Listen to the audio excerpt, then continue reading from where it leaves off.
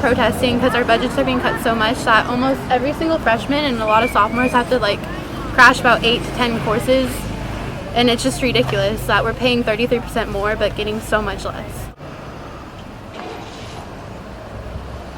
We're told by going to a public education that we'll have help, that we'll have support, that we'll have guidance to become better people, to better society, to make an impact, to get jobs that will help us get somewhere, to make a difference to people younger than us, and they're taking that away, to make other people's pockets bigger, to put people in prison and give them better things. What about us? What about the people that are here that are trying to make a difference for other people that will come after us? We have so many problems in the world, and we're the people that will change that. Don't take away our education. Public education in California and in this country is extremely vital, and it's very scary and sad to think that the legislature and the governor doesn't realize that our number one asset are the students. And if we don't educate them, if we don't support them, if we don't keep the schools operating safely and cleanly, we will eventually die. We will no longer be a world power. It needs to change, and it needs to change in Sacramento. They need to listen. We've had to fight about issues on education before, even before this budget crisis. Really, in my opinion, I'm getting back to the main subject, is we definitely have a revenue problem. And it's a revenue problem, but it's also a priority problem. What are our priorities in this state? If education is not a priority, what is?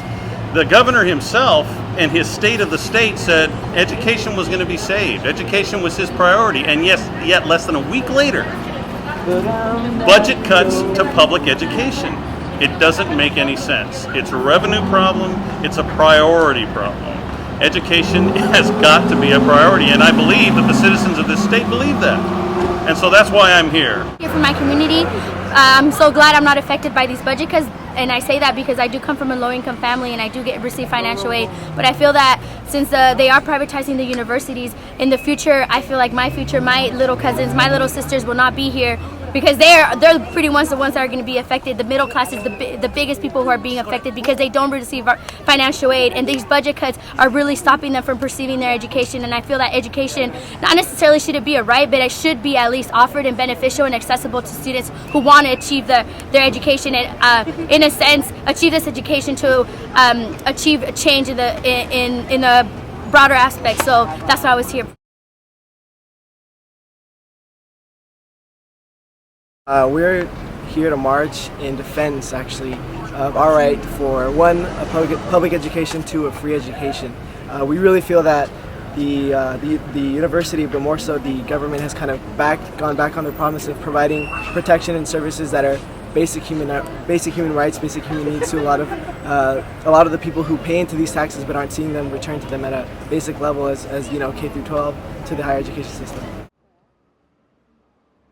We're fighting against the budget cuts and the attempts to privatize the university system. And also for future students and future leaders as well. For many years now, we have been cutting and cutting and cutting, but we need to go back and look at the structure of how are we as a society going to value public education. And once we decide that we need to value it, I think we can work on the how do we fund it. I came out of the 60s, so this is not new. It's just unfortunate, very unfortunate, because we've learned a lot since then. It kind of surprises me that we have to do this again. Everybody understands how important education is, I think. The populace understands it, but somehow we don't have enough money to pay for it. And the idea that you can get that money from corporations and that you're going to still have public education for democracy, that's pretty far-fetched as far as I can see. I've worked 3 jobs just to pay for half of my tuition, and I've taken out several loans to pay the other half because I don't get work study or the Cal Grant, so I'm pretty much on my own. I'm probably going to be in $36,000 in debt by the time I graduate, if the fees don't increase. I think there's a loss of people's understanding of the common good. I think people don't understand that public education is for our democracy. It's for sustaining the democracy. That's what it's for. And you know, we need to have educated citizens.